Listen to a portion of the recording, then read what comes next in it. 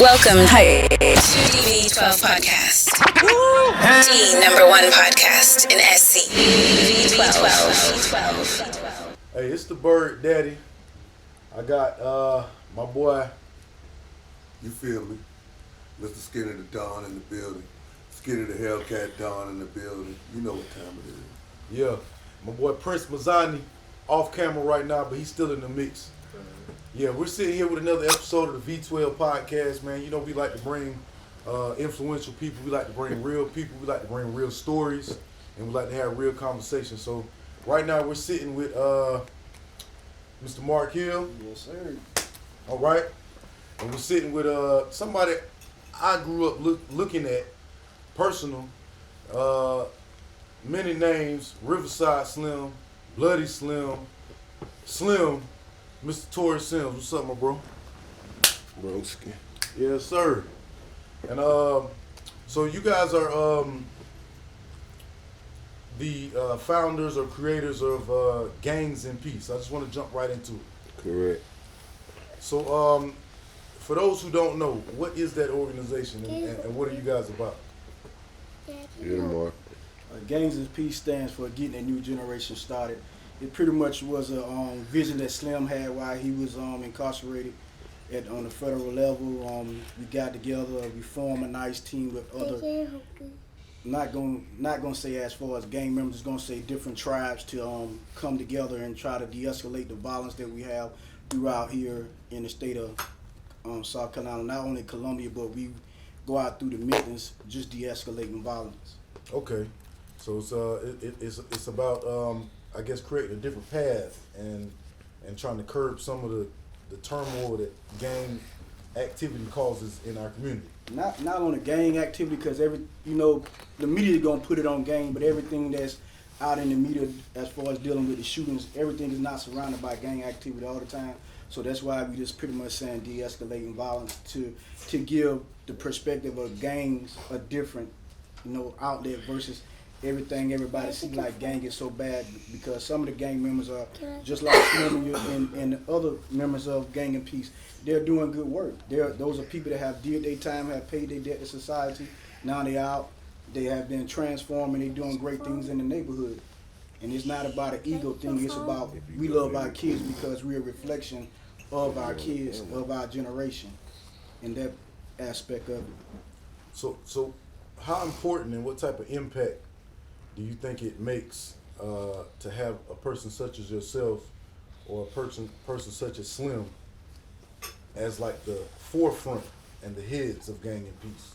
It's very important, because you got a lot of people look from the outside but never grew up like us, not a reflection of us, never came up in the communities that we came up in. Some of the communities, some people had fathers in the household, and they didn't grow up like us. They didn't go through the scenarios that we went through in life, so they can't see it unless it's told by somebody that actually went through it, actually been incarcerated, actually been a gang member, actually got shot by someone, or then seen a couple of people die. That's the realness of it. You got these politicians that they come in our neighborhood when they run for office, but they ain't never lived it. Right. So they only looking from the outside looking in, but we lived it. We true testimonies of gang members are, street level cats. Right. That's us. We lived it. Right. So your upbringing is kind of what qualifies and makes it to where it's more impactful to someone who's looking at what you're doing. Yes, because these kids now are smart. They very smart. They got the little saying, no cap. Right. You know what I'm saying? They can smell you a mile away if you really real or you fake. You know what I'm saying? You can't just go and say you're gonna reach someone if you never been through nothing. Right. If you a lawyer and I don't even understand or comprehend on being a lawyer, how can I come and tell you when you already know you done went to school for it, you done got your master's or you done got your bachelor? So just picture me coming telling you how to do your job, and I don't have no knowledge of whatsoever, no backing of being a lawyer. Right. How would I make it? Right. We can't make it like that. If you want to solve the problem, you want to stop the violence, you need real people for real problems. That's the only way you're gonna get a great solution. You can't do it by just watering it down or taking the ice, a little part of the icing off the cake. Right. So Slim, how did you come across Mark here? How did that happen? Man, I used to beat Mark up, man. You know. Ain't no way. Nah, man. Me and Mark ended up living in the same neighborhood, man. And Yeah. somebody was telling him about me, and he kind of told me what he had going on with his movement. Okay. And we tried linking a couple times, a bunch of bogus missions.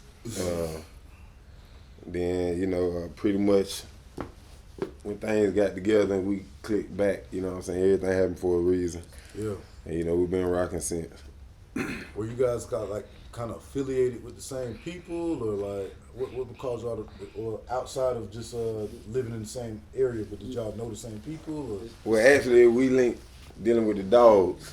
I was walking my dogs and he had some mutts or whatever. You know, so, you know, he was infatuated with the real dogs.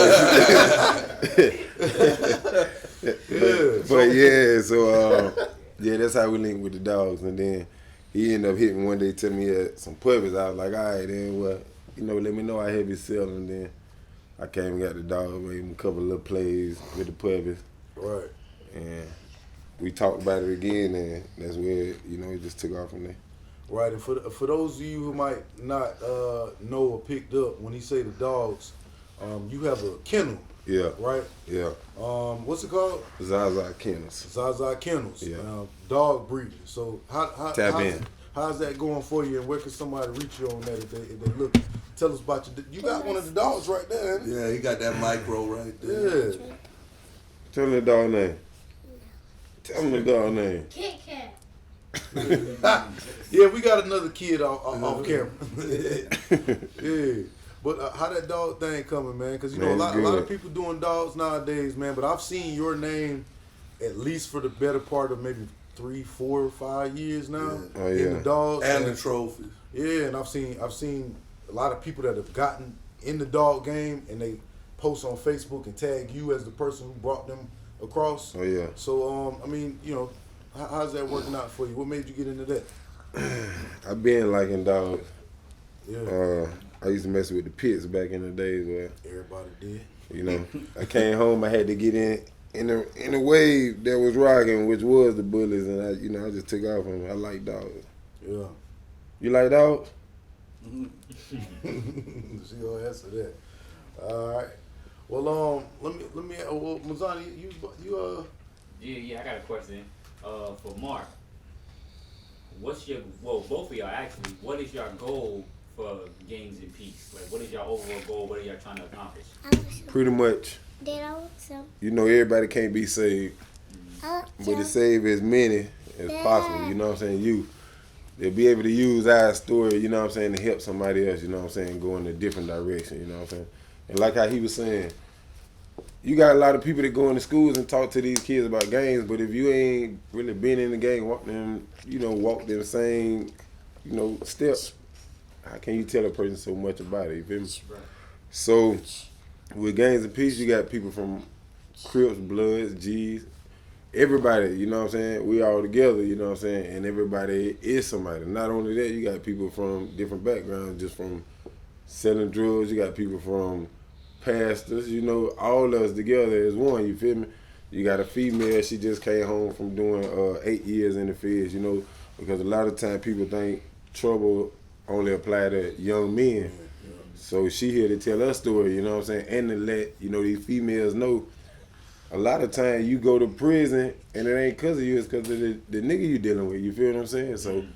So it's you got a whole bunch of different ways of life inside this one umbrella. So if they seeing us being able to get along with each other eventually, you know, they'll look like, you know, boom, we can do the same. You feel me? Right. So I think what I'm getting from that is y'all trying to put y'all are putting a positive narrative back on gangs, because when gangs first started, it was about protecting the neighborhood, you know, from the police brutality, which is a gang. So now y'all trying to take the bad from the gang and turn it positive, bring all the gangs together, and make it uniform and make it something that can help the community. Correct. And the acronyms for gangs is getting a new generation started. You know, so when people hear the word gang, it automatically gets their attention on that. Yeah. So now I'm gonna make sure to get your attention on something positive. You feel what I'm saying? So, you know, we do things, and not only that, everything we do is free. You feel me? No child should be left behind. You feel me? So everything we do free to make sure that the underprivileged got the same privilege as those who are privileged. You feel what I'm saying? So Friday night, Saturday nights, from 10 o'clock to 2 in the morning, we do midnight hoops. The reason we do that, to keep the kids out of the streets. You feel me? Give them something else to do. Not only that, you know, it brings unity amongst them because you got kids from different gang, you know what I'm saying, gang neighborhoods. But when they come in there, don't nobody see that, you know what I'm saying? They come in there, enjoy themselves. We've been going on for 2 years now, no trouble, no fighting. The most you're going to get is a little petty argument, but that's what happens when you got a bunch of men in the same room, or young men, you feel me? So, for the most part, you know what I'm saying, it's kicking off. We do after school mentoring, we in DJJ, Alvin S. Glenn. And like I said, we just went to Ellery, Camden, you know what I'm saying? We go free of charge, you know what I'm saying? And I thought that was very powerful when I saw it. I just saw you post a couple of days ago a picture of you outside of Alvin S. Glenn. What type of work were you doing? What was that post about? Like, what were you guys doing inside of the jail? Pretty much trying to give the inmates a better bond with the officers so that they can get things done. You know, like for instance, the officer was asking about peace, and I had to show him an example. How can you expect for these men to have peace all day with each other when you got 60 men in one dorm, but y'all bringing in 20 bars of soap? That's a problem right there. That's a hostile environment. Even if you break it in half, you still got 20 men that don't have soap. You feel what I'm saying? So, you know, and tell them, you know, the same way you want respect, you got to give it. You know what I'm saying? At the end of the day, y'all go home at the end of the day. These guys got to be here. And so, you know, it was just like, kind of get a little understanding. Like I told him, I said, not only that, food. Food bring peace. You know what I'm saying? I know I got this good meal coming here. You gotta feed them people. Yeah, so. Because, you know, Alvin S. Glenn is like, it's really one of the worst jails, like, in this region. Like, that was worse. Hugo Street. Yeah. And it's like, when you hear a lot of what happens out there, a lot of the time it is gang related. Really more so, you be hearing about a lot of gang related stuff that's going on in the jailhouse at this point, sometimes more than the streets. So just you being a influential person and a person that's that comes from the background to where people will respect what you say, how do you think that makes you more effective? I mean, for one, I deal with all gangs. Yeah. When they say I look at it as an opportunity. You feel me? That's a gem. So at the end of the day, I'm in all neighborhoods. You feel me? Like for instance, Broad River Terrace. That's one of my biggest neighborhoods I used to beef with growing up. But now I'm back out there doing after school mentoring with those same guys who I was beefing with. You know what I'm saying? When I finish with the kids, I go right out there and we kick and laugh about old stuff. You know what I'm saying? And not only that, they come up with plans too. Hey, bro, let's do this for the neighborhood. Let's do this for the community. You know what I'm saying? Like, we older now. You feel what I'm saying? We done did all that. You know what I'm saying? So, right. I like that right there. That y'all matured and was able to put y'all differences aside, put y'all gangs aside, and actually come under one solution to do a better job for the children. You know what I'm saying? That's love, and I want to commend both of y'all for doing that. Because not a lot of people have the heart to say, you know what, let's put this childish stuff to the side and let's make a change. So I definitely want to commend y'all for that. You know what I'm saying? I do got a question for Mark. Mark, I hear you work at Lee County Correction Facility. Yes, sir. How'd you get into that? Through the program, I can't go back, I'm a convicted felon, but through a program called Academy of Hope. Andre Norman had a program, and they was like, well, okay, we need somebody that been incarcerated that was trying to make a change to join the team. So I joined the team, and we transformed from Academy of Hope to now the TBA, that's Trailblazers, and a lot of the guys that at Lee County so happened. I've been locked up with a lot of them, so it's very eye-opening to them because they're like, well, wow, I know this dude. I've been locked up with him, and now he's coming back, and it's an opportunity to show them guys that only way you're gonna change is when you're sick and tired of doing time, and because it's a cycle. Majority of the people that have been locked up with me, every time I went back to jail, guess who I seen? Them. We all came back around the same familiar time. So until you take yourself out of that circle, out of that cycle, you repetitionally is gonna continue to repeat it.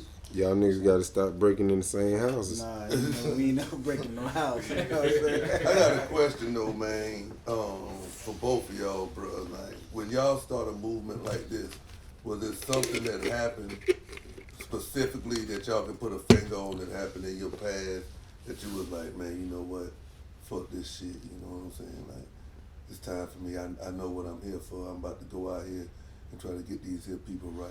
Or was it something that just was like, shit, you know what I'm saying? I just want to do something for the community. This is what I want to do for the community. Or was it something specific? Like, did you see a nigga die and yet did you know? See, I'm from Crane Ford. I done seen a lot of stuff happen. Shout out to Crane Ford. Yeah, a lot of stuff that happened, man. I seen a lot of partners at a time.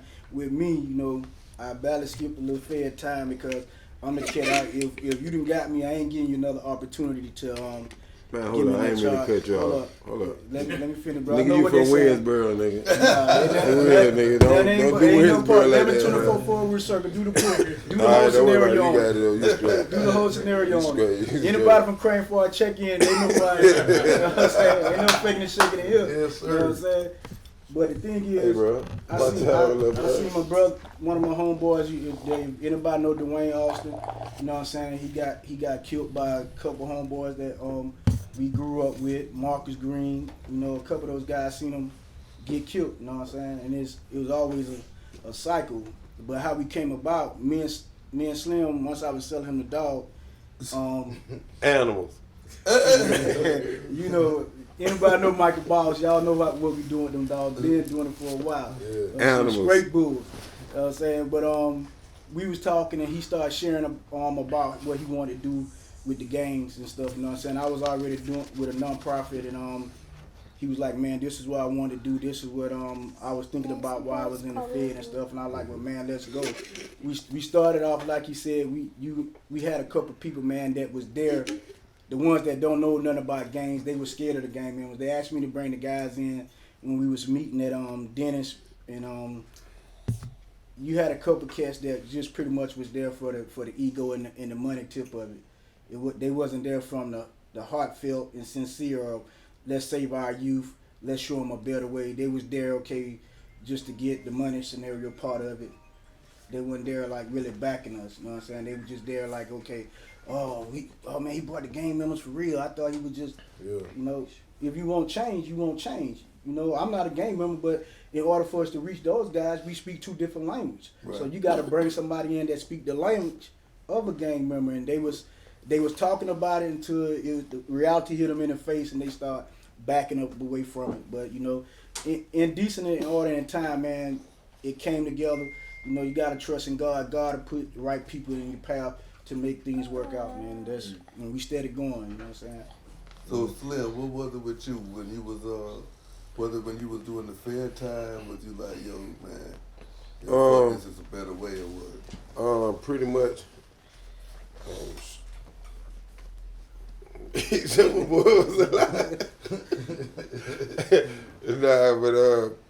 Pretty much, sitting on that bunk reading the newspaper and constantly seeing team kill team, you know what I'm saying? Yeah. Like with us growing up, it wasn't no killing like that. We might catch a nigga and beat you and laugh about it, catch you again, or you catch us, however, you know what I'm saying? It was like that, but man, them jokers nice. Yeah, no hand throwing.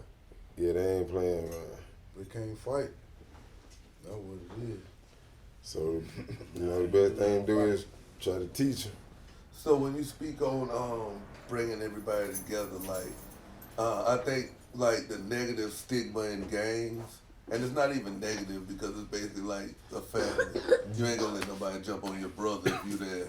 You know what I'm saying? But I think a lot of it is like, oh, well, when you see gang members, it's like, oh, if you mess with him, it's going to be like a whole bunch of other dudes coming. So I feel like I got to affiliate with somebody because, you know, what y'all breaking down now, bringing everybody together. Explain that because you got a lot of people that say if Los Angeles didn't come and bring in the city, it don't count and all of this. So bringing it together. Is it just happening here, or is it nationwide? I mean, it go on everywhere, I'm pretty sure, you feel what I'm saying? But we y'all on affiliation here. Yeah. You know what I'm saying? This is a chapter. This is where it started. Not where it's ending, but it's where it started right here. You feel what I'm saying? So another question I got is for both of you guys. Are people using your name, Gangs in Peace, for profit and for their own gain? And if so, how does that make y'all feel? For knowing y'all who y'all are, what y'all been through the streets, growing up, you know, your name is everything, your brand is everything. So are people taking your name and your brand and trying to use it for their own personal gain? Well, we had an individual that used to say he was working with us, and he got him a building and some money off of it. But, you know, that's what it is. Salute to him. But at the end of the day, you know what I'm saying? Put some respect on our name. You know what I'm saying? That's crazy. Are people plagiarizing out there? I'm going to tell you why that's crazy. Because in gangs and gang culture, there's a thing called false claiming. Right. And you got two guys who come from the streets and the culture that create a program that's trying to get gang members to do something positive. And you got niggas false claiming that. For some money. Yeah, you know what I'm saying? That's crazy. Everybody know who he is, you know what I'm saying? They know how he moves. That's what he does. He piggyback off of what other people doing. He show up when the camera's out there, and you know, he close friends with the people and stuff. And you know what I'm saying? Can't call his name. Because, you know, that the type of dude he is, I'm straightforward. Call it now. I want to see y'all fight. You try to take me back. I'm saying, but, you know, he did that. You know, he ran off with it. They was going to look out for him anyway, because if you're truly trying to help us, you knowing that we out there doing the work. You know, we was on the news with Leon Lott and all of them, and they asked for us to come and help stop the violence. We did it for a period of, about 8 to 10 months. It was no gang violence, so we prove ourselves. So if they really desired to help us, they would have called Gang in Peace. They called him because that's the buddy system that they have. Right. You know, you don't want to deal with the real. You know, if we ain't the type of people that gonna be kissing your tail and begging you for something, so we do what we do. We're gonna keep on doing what we do. So he was like the token in y'all organization, like the one that could reach out, you know, to the white folks. But then he left and he kind of like took the name himself and was like, yo, y'all call me, don't call them. No, that joke ain't never been part of our he never ever was part of y'all period. So that's that brings up a good question. See, they just had some type of youth event last week, right? Yeah.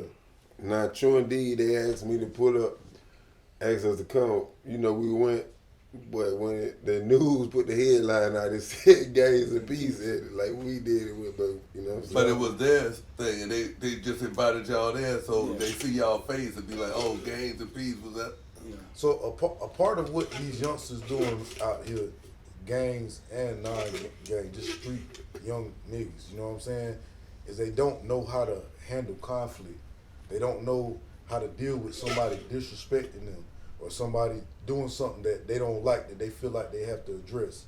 So you guys being a part of Gangs in Peace and having someone out here, you know, flogging off y'all name like that, that is the example of that type of conflict. So how do you guys deal with that in the way that you would tell a youth to deal with a conflict that they deal with? You see, the thing with the youth, though, you got to look at it from so many different sides, because you deal with communities like, say, Lake Carolina that has a safe haven, versus the colonies are out there in Lincolnshire or Riverside apartments. You got to understand, we don't have the luxury of the things that they have out there. So when you look at a young man that can't go blow off steam or don't have a father figure there, and you know, he gonna look at it. He being taught by the culture. He looking at the movies and the cats that's rapping and all they talking about is shooting somebody. So they trying to live up to somebody that they idolize right now. Right. You know what I'm saying? So it's gonna be hard for you to actually go back and it's not hard. It's just that we need more men that take the time and go back into the communities and reach our other young men to show them like, man, those cats ain't living like that. They kids going to the private schools. Right. But you guys out here killing one another and they're just snatching our kids up and this is what it is. You know, with him using our name, continue to use our name. Mm-hmm. But at the end of the day, it's a price to pay as well. You know what I'm saying? Because we don't have to do it that way. It's a legal way as well. Right. You know what I'm saying? Because you are sitting there minimizing us and maximizing from the gains of Gangs and Peace, and we're not seeing a dollar, a dime. And we ain't afraid to go in our pockets to continue to take care of people that reflect us, because that's what we're supposed to do. You and everything we do, we come out of our own pocket. Yeah, that's what I'm saying now. They're getting a so now, like Cynthia Hardy. I don't know, she an amazing lady though, but she don't play. When she feel like you deserve some change, she gonna put it out there. Right, she gonna let it be known. Look, these people putting that work out right now, because at the end of the day, like people told me, you gotta stop doing it for free, man. You know, that's time out, you know what I'm saying, out all people's lives and all that, you know what I'm saying? Because like I said, we do a lot for real. But that's community work. Yeah, and so, you know, I done been, you know, asking about the transportation. It'd be a lot of promises, but, you know, hopefully they'll come through and get everything right. Do y'all have any upcoming events for the gangs, for the children, for the communities that y'all want to talk about while we on the podcast, that y'all could shed light to, so people know that it's actually y'all having these events and not somebody else trying to perpetrate y'all having events? I know one event we'll be working with the Housing Authority with Ivan Carter for Halloween. We're gonna be working with them also. In Thanksgiving, we're gonna be giving out turkeys. We haven't come up with a location yet, but we are desiring to give our turkeys back to those communities that need it. So there's 2 days off. Yeah, we're gonna be doing it. And once again, we always out there every Friday and Saturday from 10 p.m. to 2 a.m. Midnight Hoops, 578 Anna Drive, Columbus, South Carolina, 29203. My name is Charlie, and today I'm at this church playing basketball because this is what keeps me out of the streets, gang violence and trouble. My name's Shemaine. So the reason why I come here is because, I smoke, it keep me from smoking, keep me from drinking, keep from partying, Come out here, exercise, I got a goal to reach and help me reach my goal at the end of the day, so that's why I'm here. My name is Tajon. The reason I come here is it keeps me out of trouble, and it's been a great way to stay out of the streets, stay away from all the guns and stuff. My name is Tyler Reynolds, and I come here just stay active, hoop, because I'm finna go to college, so that's why. I'm Adam Presley. I'm out here changing my life. Come out here and hoop. Might as well come out and hoop. You ain't got nothing else to do on a late night. My name is Benjamin Hughes. Today we're out at Sony trying to, bring the community together. Because usually we used to gun violence and stuff like that. Things like this can change that. Resurrection centers can really make a difference in our community. V12 Podcast. The #1 podcast in SC.